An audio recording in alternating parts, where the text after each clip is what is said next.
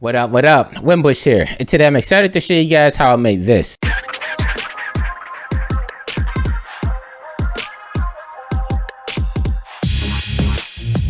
Now this project is called Hypercubed. I made it as a feature project for Maker's Place. Everything in here was built using Cinema 4D, X-Particles, Unreal Engine, and After Effects. And as you can see in this example, everything in here from the lights to the actual fluid simulation is all audio reactive. And so in this tutorial today, I'm going to show you guys exactly how I built everything out here.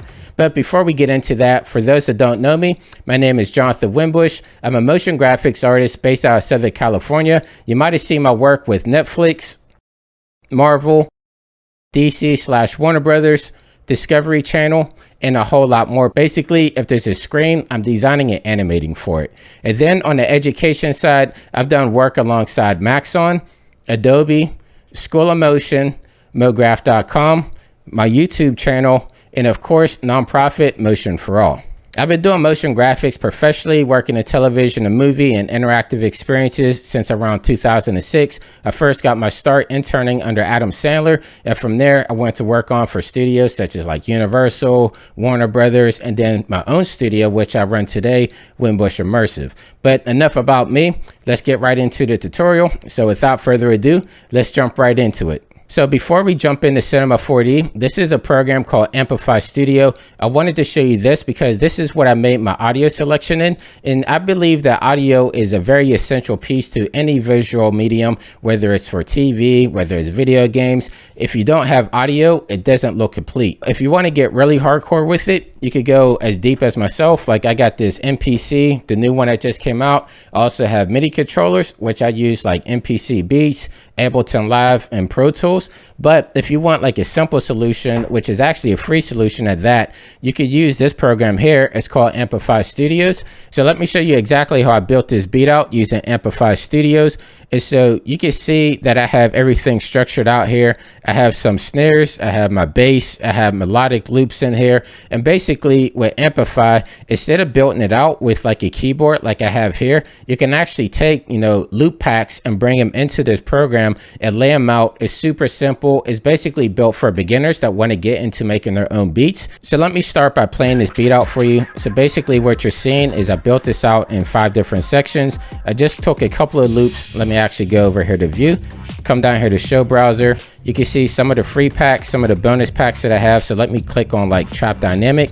We have everything basically laid out here. And I'm not going to get into like a deep tutorial, but it's as easy as taking some of these assets, dragging them into our sequencer over here. Let me bring this back and hide it. And then from here, you can actually come down here where you see like this playback mode. You could take your loops, you could chop them up, you could play with the octaves, you could pan it left or right, you could change up the speed, basically manipulate it how you see fit, or you could use the loop as you see in here, and you're basically just dragging and dropping and making out your beat from there. So I would suggest going in there, downloading Amplify Studio, play around with it, and once you're happy with your beat, it's as easy as coming up the file. You can actually export it out to Ableton Live if you want to do some professional mix, or if you're happy with it as is, you can export out as an MP3 or a WAV file. And so the whole reason I wanted to show you this is because, of course, my project is audio reactive, and so we needed a sound file to get started with. So next we're going to open up Cinema 4D, and I'm going to show you exactly how to incorporate this audio file with X-Particles in the MoGraph module. Okay, so now I have Cinema 4D opened up right now. I'm currently using 24 for this example because 25 wasn't out when I particularly built this project out. And so I just want to run you through the steps with the programs that I actually used during the process of this. And so to get started, I'm actually going to come over here and I'm going to make a cube. So come right up here to the top. So click right here where you see this cube, just left click, drag over, hit cube here.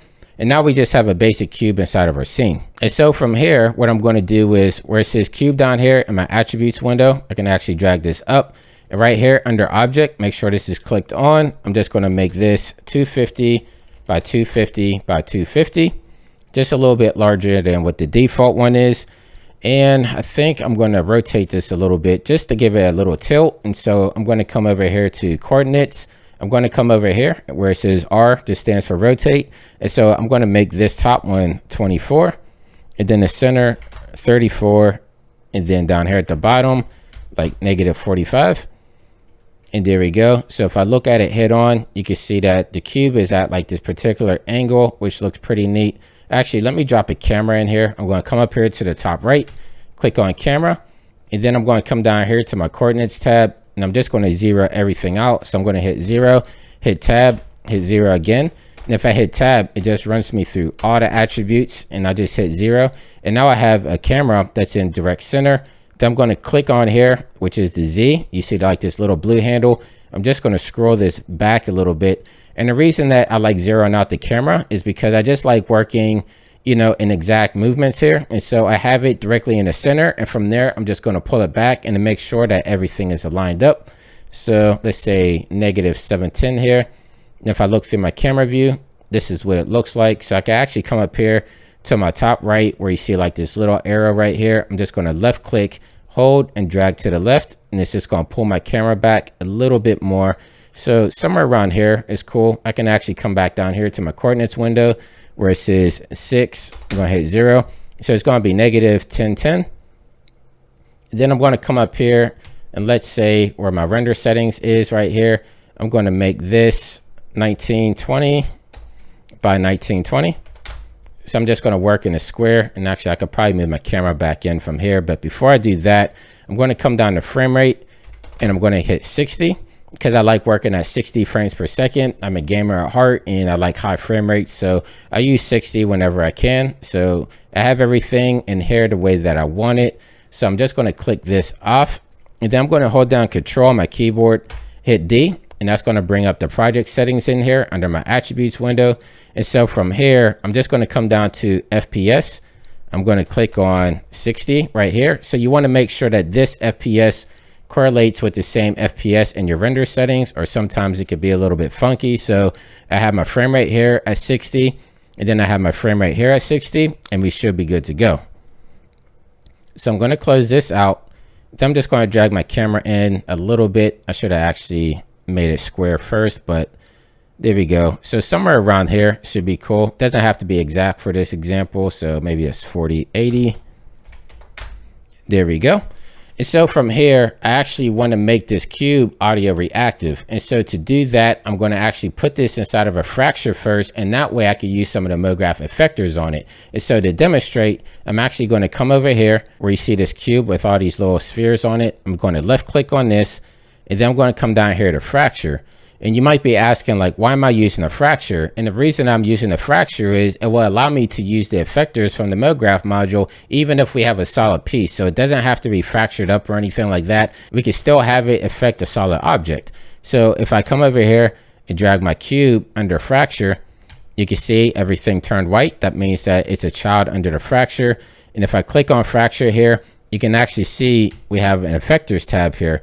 But before I do that, I want to make sure I'm on object, and for my mode, I want to make sure that it's straight. So if I click on this, you can see we have exploded segments and explode segments and connect. I don't want to use those. I just want to use straight because I just have a solid cube in here. And so from there, I'm going to click on effectors, and I'm actually going to come over to the MoGraph tab up here at the top, come down here to effectors, and I'm actually going to look for the sound effector, which is right here. So now I have a sound effector in here, and if I click back on fracture under my effectors, you can see we have a sound effector in here. So let me actually come over to sound, and if I come over here to effectors, let me drag this out a little bit so we can see it better. Under the sound tab, you can see that it says soundtrack. And so this is where I'm actually going to click and drag my MP3 into this little attributes window here. And that's going to give us a sound wave here that's going to affect our cube. Okay, so actually right here under the sound where it says soundtrack, I'm going to click on the down arrow, click on load sound, and I already have my folder opened up for where I exported out my MP3, which I called drop 1B. I made a remix version of it. So I'm going to click on this, click open, and now we have our MP3 in here. So if I actually click play, you can see it's affecting our cube here. It's not splattered or it's not fractured or anything. It's a solid cube being affected by the effectors. So that's a cool tip. If you do have like any solid objects and you want to use any of the MoGraph effectors, that's exactly how you would do it. You just bring it into the fracture and you're good to go. And so from here, let me turn this off because I actually want to make my timeline a little bit larger. Let's say about 750. I believe the original file was like twice or 3 times as large, but for this particular instance, I'm just going to use 750 just for the tutorial here. And then I'm going to come over here to parameter, and instead of position, I'm going to turn this off, and I'm going to click on scale. And then I'm going to go on uniform scale, absolute scale, and let's maybe do like 0.2, and I'm going to click play again. And that might be a little bit large, so let me do 0.1. I just want to get a little bit of audio bounce in here, because after this, I'm going to actually use X particles to bring a few simulation in here, and we're going to want it to be reacting to the audio in the cube here. And so I think that looks pretty cool there. If you come over to effectors, you can see the sound wave here, so I can actually move it around in here if I wanted to be affected by different parts. So let me say if I want to be affected by this part here, that actually looks a lot better and a lot closer to my original. So I think I'm going to keep it in this sound wave area right here, and you can actually drag this down if you want it to be affected more. So let me click on,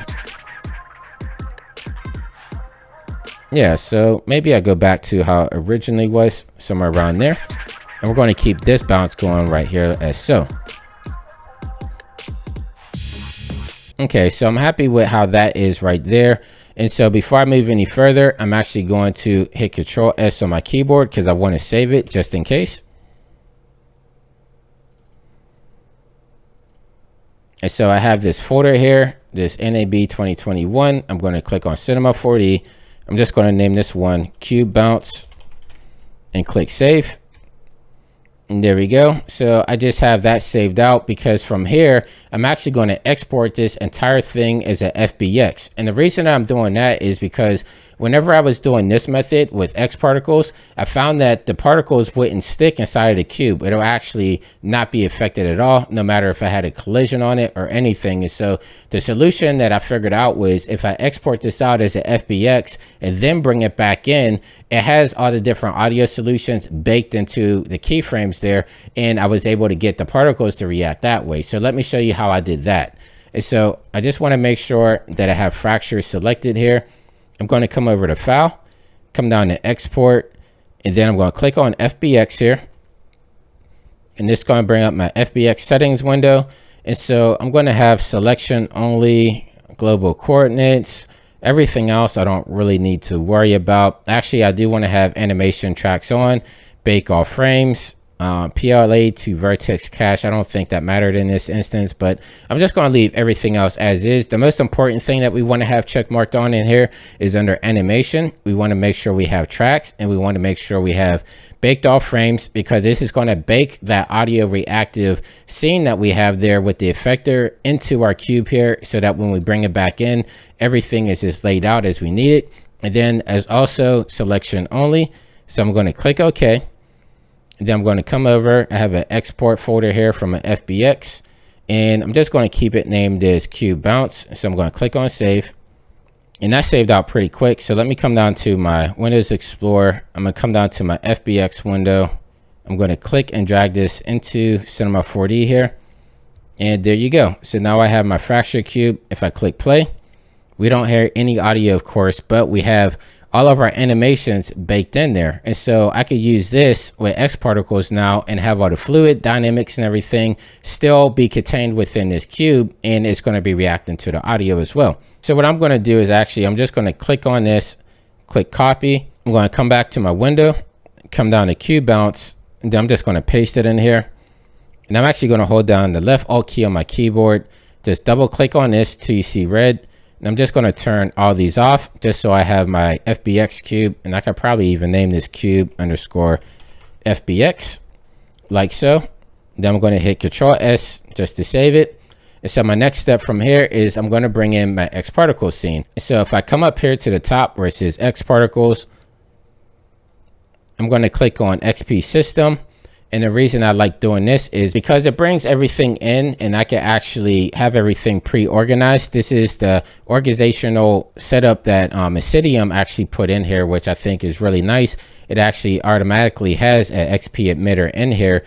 But before I do anything in here, I'm actually going to make this cube invisible so that we can see the inside of it. So I'm going to come down here to my cube underscore FBX. And I'm going to come up to tags, and then I'm going to come down here to render tags, and I'm going to click on display. And so from here, under the attributes window, I'm going to click on use right here. And then down here where it says shading mode, I'm just going to make it lines. In this way, we can still see all the stuff that's going to be happening inside of here. And so from here, I'm actually going to go to my XP emitter here, and I'm going to start playing around with these attributes to give me the flow that I need for my sequence here. And so for emitter shape, I'm actually going to come down here to sphere. I'm just going to make this a sphere in here.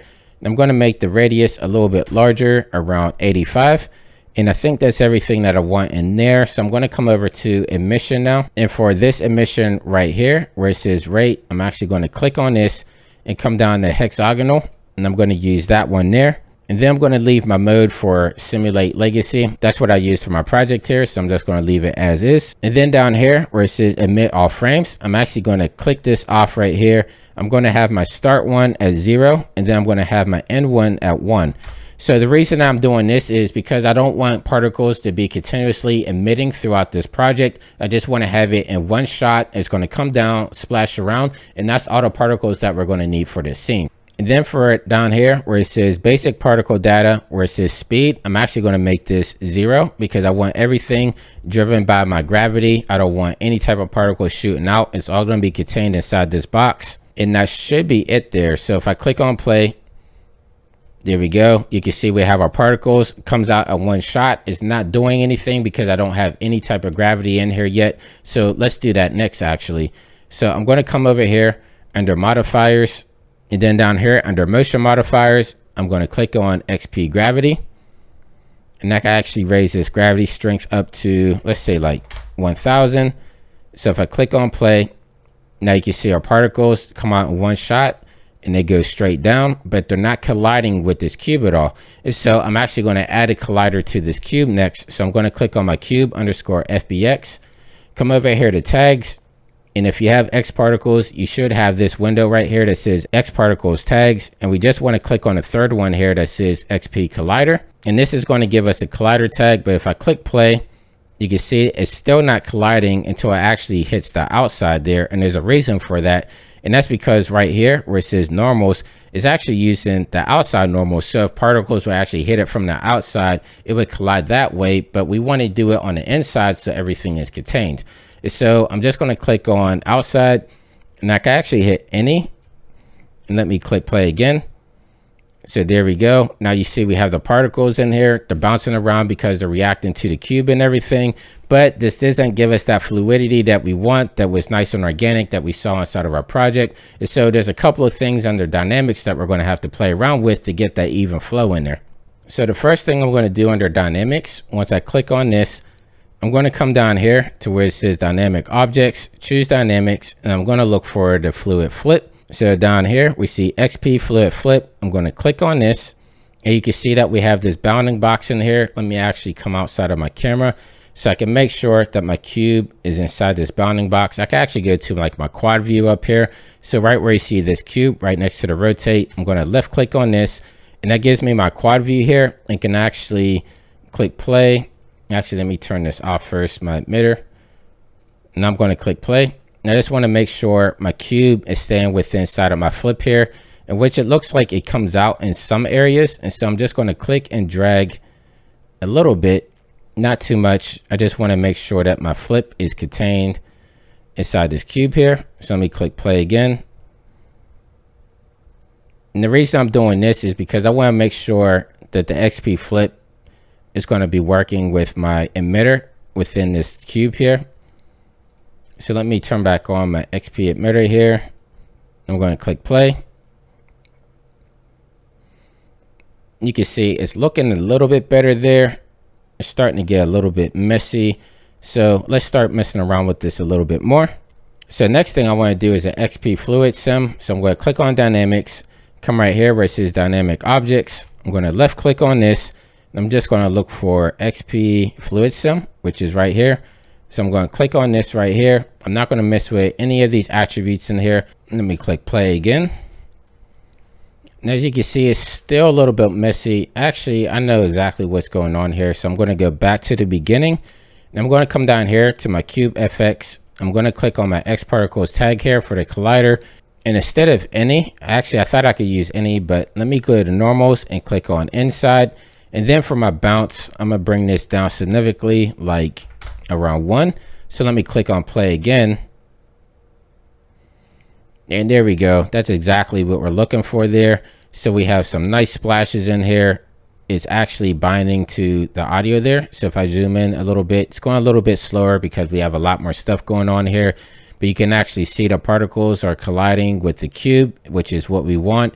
So the last thing that I actually want to put in here, actually I'm going to hit Control S to save it first. And then I'm going to come over to Dynamics. And I actually want to add a wave in here. So I'm going to come back down here to where it says Dynamic Objects. Click on this, and I'm just going to add an XP wave. And then for my strength, I'm going to bring this down to about 20. And let's click play now.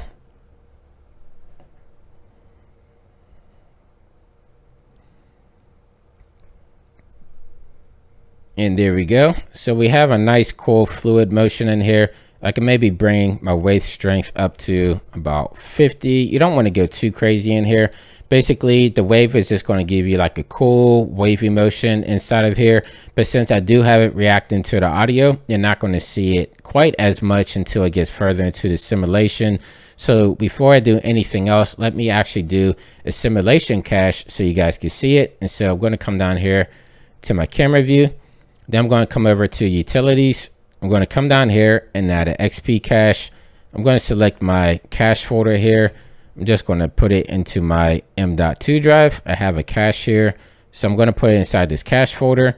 And then I think everything else is good here. So I'm just going to click on build cache and watch this build out. It should just take a few moments here. But while we're waiting for this to build out, I want to take this opportunity to tell you guys, if you want to see these type of tutorials, you can actually go to my YouTube channel, youtube.com/Jonathan Winbush, where I give a ton of free tutorials such as you're seeing here. I give complete breakdowns for programs such as Cinema 4D, Unreal Engine, After Effects, and many more. So make sure you go to my YouTube channel to see more stuff like this. And it looks like our particle cache is actually done now. And so let me click play now so we can see everything running in Cinema 4D in real time. And so you can see we have our particle fluid actually banging with the beat there. We see the cube retracting and blowing out, and everything looks really cool in here. And so basically what you want to do from here now is we want to add like a surface to it, because we can't bring straight particles into Unreal Engine. We're going to have to actually make this into a mesh, and I'll show you how we do that now. So if I come over here to generators, and then right here where it says generators, I'm going to left click where it says choose generator. I'm going to come and look down for where it says OVDB mesher, which is right here, XP OVDB mesher. Click on this. Let me drag this up a tad bit. And so down here, we're going to see, let me actually scroll down here, right here where it says sources. I want to actually add my emitter in here. So I'm going to click on my XP emitter, just left click, hold down, and drag that into here. And now you can see we have a huge blobby mess in here, in which I'm going to show you the attributes to fix this out. So I'm going to drag this back up here where I see this filters tag. I'm going to click on this, and I'm actually going to hit use filters. And we can see that it kind of smoothed out a little bit there, but instead of this median, I'm going to delete that. And I'm actually going to use the Gaussian one. So I'm just going to left click, click on Gaussian. That gives us a much smoother mess here, but you can see it's still a big blobby mess. So I'm going to come back over here to general. I'm going to look for where it says point options, point radius, which is right here. So for my example, I used about 0.1 or 1.65, which is what we see here. Let's see what it looks like at 2. Yeah, maybe we could use 2. It gives us a little bit more mesh in here. And so if I play this back, it's not going to play back as smooth, even though we cached it. Now we added a mesh to it. And so it's going to go back into, you know, running at a slower pace. And so what I'm actually going to do is I'm going to cache this out now, but I'm going to do it with the mesh. So same thing. I'm going to come over here to my XP cache. You can see that it's red now, and that's because we added some stuff to the scene. So what I'm going to do is actually click right here where it says empty cache, click on yes here. And now my cache is emptied out, and I'm going to go back and build another cache. This one's going to take a little bit longer just because we added a mesh now. So I'm actually going to click on build cache, and I'm just going to click on overwrite, and this should overwrite all the data, but this time it's actually going to add the mesh with the particles in there. And from there, we're going to be able to export everything out from here and bring that into Unreal Engine. All right, so it looks like the Cinema 4D cache is actually finished now. So let me come down here and click the play button. All right, so there we go. So say that we're happy with how everything is looking here. And now we want to bring this fluid simulation into Unreal Engine so we can further build from there. So let me stop this right here. And to do that, we're actually going to have to actually export this out as an Alembic file, and that will allow us to bring out the sequence as an animatable mesh and then bring that into Unreal Engine. And then for the cube, I'm actually going to have to save that out separately. And so I'm going to save this into two different parts, one the Alembic and then one the straight C4D file. And so I'm going to start with the Alembic file. I'm actually going to come down here to my Windows Explorer. I'm actually going to come back here to my NAB 2021 folder, click on new folder. I'm going to name one ABC because that's going to stand for Alembic. And then inside of here, I'm actually going to come down here to my timeline where we see go to next frame. I'm actually going to click that. Just make sure I'm on the first frame. I notice whenever I go to frame 1, this gives me a more absolute mesh when I bring this into Unreal. If I start with like just a blank scene, sometimes it messes up and the Alembic file doesn't save out correctly. So that's a tip there. If you're saving out an Alembic, I would at least go to the first frame once we start seeing some mesh. And then over here on my right hand side under my objects tab, I'm actually going to click on OVDB Mesher because this is what we want to save out as the Alembic. And so make sure you have this selected right here. And then I'm going to come over to File. I'm going to come down here to Export. And then I'm going to come down to here where it says Alembic ABC. So click on this. And this is going to come up with the Alembic export settings. And so on my start frame, I want to make sure that I have 1 on here. Usually, if you do this for the first time, it's going to say 0. So make sure you have it on 1. That's very important. And then for my end frame, 750. For my selection, I want to make sure I have selection only on. And then for over here where it says particle geometry, make sure you have this clicked on. And then for the optional data, I'm just going to leave this as is. But these are the really important ones. So selection only, you want to make sure you have this turned on, and you want to make sure you have it selected here inside your window over here. And then particles geometry, make sure you have that clicked on. And then start frame, make sure you're starting at the first one. So once you're comfortable there and have everything you need selected, I'm going to click on OK.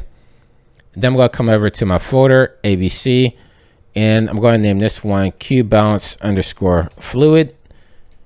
And I'm going to click save here. And this should take a few moments to save out here for exporting out to Alembic. And it looks like it's done. So I'm going to go to my Windows Explorer. I'm just going to go into my ABC folder, make sure it's saved out. It's a little bit under a gig. And this is important too. For Alembic files, they're usually pretty large. So if you see file size and it only has like a couple of kilobytes, that means that it didn't save out correctly. You want to have a pretty large file here. So usually it goes up to like a couple of gigs. Usually if I have a really long timeline, this is a way that I could double check that everything's saved out correctly. I can also just click and drag it into Cinema 4D here. And I have my Alembic import settings. I'm just going to leave everything as is. Click OK. And now you can see we have our Alembic file in here. If I click play, this is showing me that everything exported as I needed it to be. And so everything is looking good there. And so next, let me actually close this down, come up to File, Close Project. And actually for this FBX, I'm going to close this one out as well.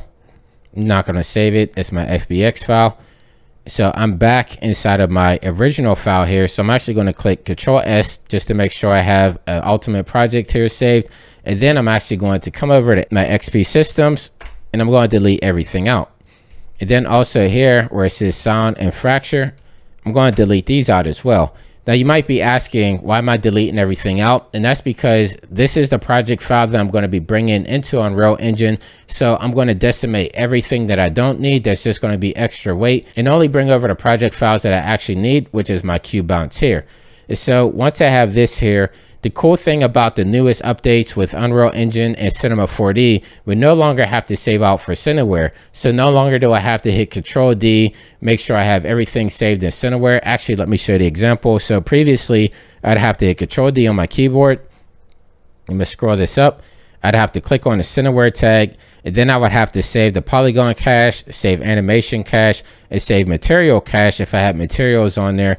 But as we know, that can sometimes make your file size a lot larger. And so with the latest versions of Cinema 4D, I believe it started in 24, and of course with 25, you no longer have to go through this process. We can actually just take our straight Cinema 4D file and import it into Unreal Engine. So no prep work that we need to do anymore. Just save out your file and you should be good to go. And so before I do that, I'm actually going to take off this file here, my display tag. Then I don't need my collider tag for this one. Then I'm just going to make a simple material down here. So down here in the lower left hand corner, going to double click. I'm just going to name this one material. And then I'm going to double click on it. And I think I'm going to add luminance to it. So basically when we bring this into Unreal, I always like bringing a Cinema 4D material in here because it makes a master material, which is really easy to use once you're inside of Unreal. And so I like adding the luminance just in case I need it. For reflectance, I'm actually going to remove the default.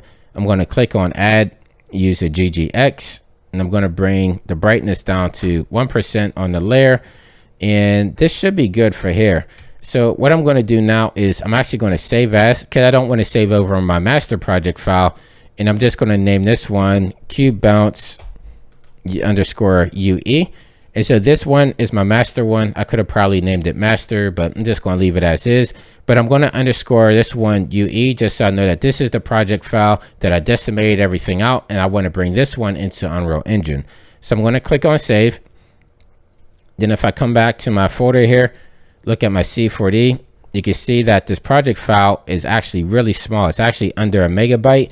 And with previous versions of saving out for Cineware, this thing would get exponentially larger. So this is really cool that they added this update recently. So what we're going to do from here is I'm going to open up Unreal Engine 5. I'm going to show you how we can bring all the assets that we just built inside Cinema 4D into Unreal so we can run and play everything back in real time. And then I'll show you guys my completed file that I built inside of Unreal previously. And then I'll show you how we can export that complete package out for real-time rendering so that we can bring the multi-passes into After Effects. All right, so to get started in Unreal, I'm actually going to open up my Epic Games launcher. So this is what you get whenever you download Unreal Engine.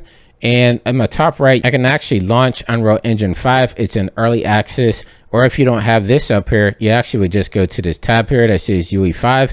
And you can download the early access. It's free for everybody, so you don't have to do any type of registration or anything. As long as you have an Epic Games account, you can go into Unreal Engine 5 and start playing away. So what I'm going to do from here is launch Unreal Engine 5, or if I come over to my library, you can see right here where it says engine versions. You can actually have multiple versions of the engine installed at one time. As you can see here, I have 4.26, 4.27, and then I have 5, and you can also launch it from here as well. So I'm just going to click launch. And now you can see we have the Unreal project browser opened up here. And so where I'm going to go from here is I'm going to come down here to where it says film, video, and live events.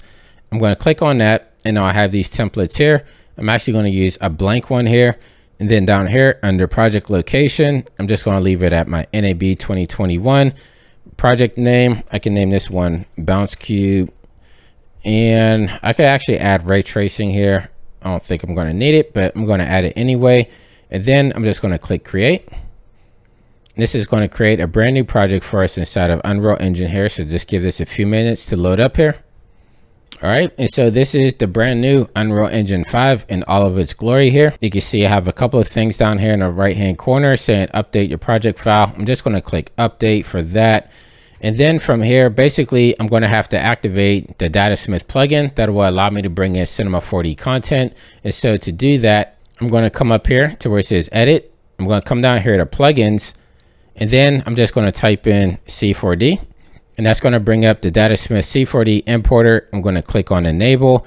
It's going to tell us that the importer is still a beta version, but it's practically fine. I've been using it for years. I'm just going to click yes. And then I'm going to click restart down here and wait for Unreal Engine to restart. It shouldn't take that long since we're just restarting it for a plugin here. And there we go. So we have Unreal restarted now. I'm actually going to click on my content browser down here just so I can see my stuff starting to populate here. And then from here, I'm actually going to come up here on the top left where it says content, come down here to Datasmith. So right here where it says import assets, Datasmith, I'm going to click on that. and then I'm going to look for my Cinema 4D project file that I just made. So I'm going to look for my C4D folder.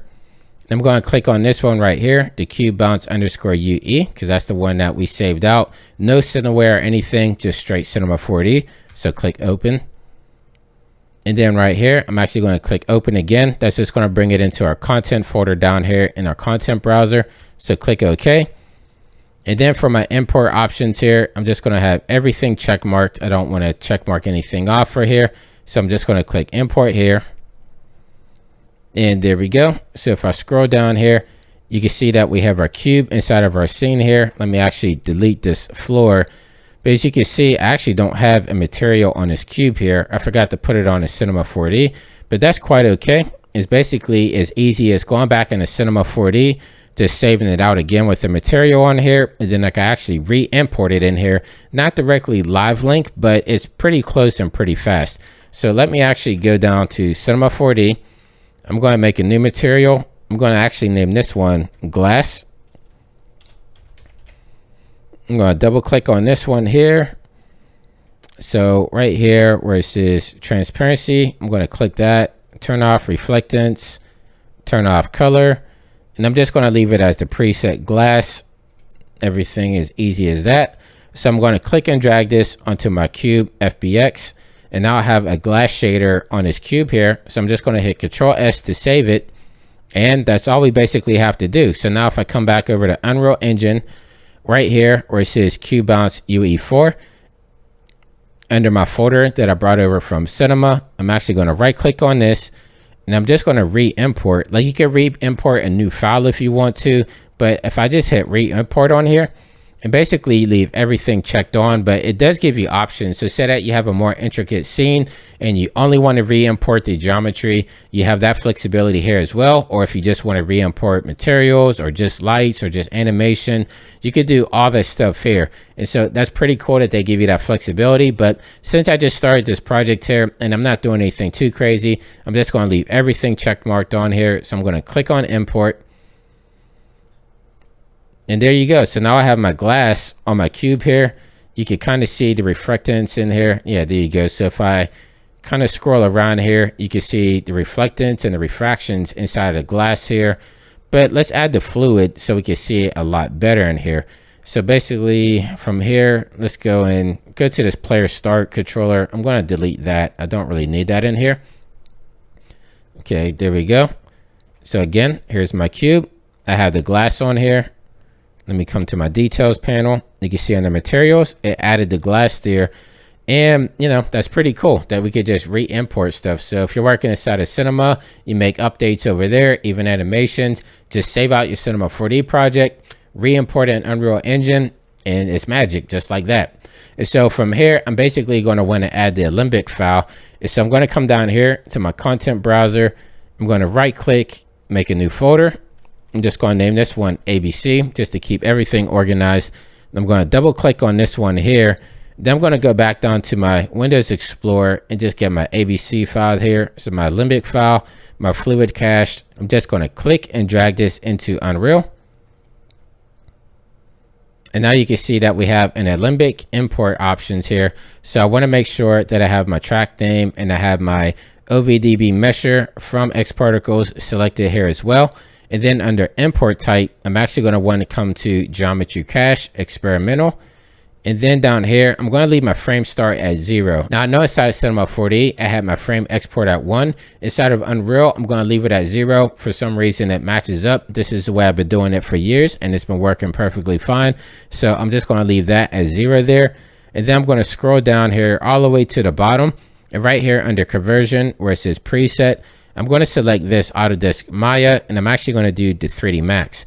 And so what that's going to do is it's going to make sure that my rotation and scale is the way that I exported out of Cinema 4D. I guess 3D Max is as close to Cinema 4D as we're going to get in this instance. And so I'm just going to click on import here. And depending on your fluid scene, this could take a couple of seconds or this could take a couple of minutes, depending on how large of a fluid simulation that you have. So I'm just going to wait for this to import here. Okay, so that took a few moments there, but now I have my Alembic file down here inside of my content browser. So I'm just going to click and drag this into my scene here. and I don't have to try to line it up or anything. It should have our coordinates from Cinema 4D. So if I come over here to transport under my details panel on the right hand side, under location on the right hand side, we should see an arrow that's pointing to all of our attributes here, and it's going to reset our value properties. So if I click on this, it makes sure that everything is absolute 0, just how we had our fluid simulation instead of Cinema 4D. But we're not going to have anything moving yet because we have to add this into our timeline, aka our sequencer, which we use inside of Unreal Engine. And so we have our sequencer actually already made up for us because we are working inside of Cinema 4D. So if I come down here to my cube balance underscore UE file, this is my Cinema 4D project file here. So if I click on animations, we actually see this clipboard here. And what this clipboard represents is our timeline, aka our sequencer. So if I double click on this, it opens up our sequencer in here. And if I click play and I select my cube, you can see my cube is actually moving, but not my fluid. And so it's easy to bring that fluid dynamics in here as well. I'm just going to go back to the beginning down here to my timeline. I'm actually going to come over here to my row outliner in my top right hand corner and look for my fluid simulation, which is this one here, my cube balance underscore fluid. So I'm going to left click, select, and bring that into my timeline. You can see we still don't have anything moving in here, and that's because we have to add our cache into here, which if I click on this, click on track, if I come to geometry cache, click on this. Now if I click play, now we can see we have our fluid sim moving in here and everything, and it's reacting to the beat as well. And it looks like it might be off by just a frame. No, that looks about right. So let me click on that. So now from here, basically what I could do is I can add a material to that as well. So if I come back over to my content browser, and actually before I do anything else, I'm just going to click save all. I'm just going to save selected, just make sure to save everything in there. And then from here, I'm going to come down here to materials. I'm just going to click the one that I brought from Cinema 4D. Make sure I have my ABC file selected up here, my fluid sim. Scroll down here to the right hand corner. In the lower right hand, look for where I have my materials. I'm just going to click and drag that into here. And now I have my material on my fluid sim here, which we can see. And that looks pretty cool as is. I can actually raise up some of the luminance if I want. So if I double click on this, this also shows you everything that I brought over from the materials from Cinema 4D. So you can see all the stuff that I had selected and everything that was turned on. But say that we didn't turn on something in Cinema 4D and we want to have access to that in Unreal, all you have to do is select it inside of Unreal here. So it makes a cool master material for you. Like if you want to turn on metallic, you could do that. If you want to turn on transparency, your normal maps, etc. And you can also turn stuff off as well. But what I'm going to do is come down here and look for my attributes for emissive, and I have my emissive glow here. Let's say I want to bring this up to like 5, and then let's say I want to change the color as well. Let's say to like a bluish, somewhere around here. Click OK. Now if I click on save here, then I look in Unreal. Now I can see that I have my fluid sim is blue. It's not quite glowy, and that's because we have to add some more stuff in here inside of Unreal. So let me go back and let's maybe delete some more of this stuff in here. So let's turn off the sky. Maybe the atmosphere as well. So I'm just seeing the fluid, which I want to have glowing. So to do that, I'm actually going to come over here to create. And I'm going to come down here to visual effects, and I'm going to add a post-process volume. And then once I have that added, I want to come over here to my details panel, and I want to go here, my search details. I'm going to type in UNB, and that's going to bring up this box for infinite extent unbound. And what that's going to do is make sure that everything that I do inside this post-process volume is going to engulf our entire scene here, not just whatever is inside this cube. And so if I come down here and start looking through some of the effects, you can see like we have a bloom effect. So if I turn this on and actually start raising it up, you can see that it's affecting my glow in here, which is really, really cool. I can come down here a little bit more to my exposure settings. So let's say I turn my exposure down to 0. And then I come down here to my min and my max and just make these 1. That's going to give us a better glow effect on our material there. So this is just a way that you can start playing with some of your bloom effects there. See, I could get a really cool glowy effect in here. If I click on play, this is exactly what I did for my final project there that I did for Maker's Place. But this is basically how I started to build this project out. So you can see the cool fluid sim. You can see some of the glass in here refracting and everything. You can also add some lights in here. You can add HDRs, things of that nature. But I'm going to actually go into my final project file, which I built inside of Unreal Engine 4. So let me open that up, and then I'm going to show you how I could go from my final project, export it out as like multi-passes, and then I'll just show you how I put it together in After Effects. So I'm actually going to just close out Unreal Engine 5. Just hit save so I can save this here. Then I'm going to go back to my Epic Games launcher. I can actually come down to where it says my projects, because I have it down here. And as you can see, I just have it named Drop 1. I have it built inside of Unreal Engine 4.26 because I actually built this before 4.27 actually came out. So I'm just going to double click on this, and this should open it up inside of Unreal 4.26 for me. Okay, so this is Unreal Engine 4.26. As you can see, I have my scene all built out. You can see the fluid dynamics. You can see the glass box. I have some stuff like this kind of sci-fi environmental corridor that I built here. If I come over here to my sequencer and click play, you can see everything playing out here. Really cool. We have our fluid dynamics all working in real time. You can see the cube retracting all in real time. I don't have any lighting effects on inside of Unreal Engine. I actually have that driven by the actual audio inside of After Effects. I'll show you how I put that together here in a second. But this is basically how the scene plays out inside of Unreal Engine. So say that you're happy with how everything looks here. The next step is doing rendering. And so I'm just going to actually click on pause here, go back to the beginning. And I'm going to come over here to Window, come to Cinematics, and Movie Render Queue. And so this works exactly the same in Unreal Engine 5. The reason I'm showing you it here is because this is where I have the project already built out at, but the motions are exactly the same. So I'm going to come over here to Render and look for my timeline here, my Hypercube level sequence. Click on this, then click on Settings. And from here, you can basically just delete this JPEG because I'm going to be using PNGs here. So I'm going to click on PNG. And then under output, make sure that I have 1920 by 1920 because I rendered this out as a square. Then I'm actually just going to save this to my desktop for this purpose. So let me see. Let me just say render. I made a new render folder here. I'm going to select this folder. Then I'm just going to leave everything else as is in here. And then back here for rendering, I'm actually going to click on this green button again because this is where we could start adding some of our multi-passes. So you could do like detailed lighting, you could do reflections. So let me just do a couple here. Maybe let me add reflections, maybe let me do lighting only.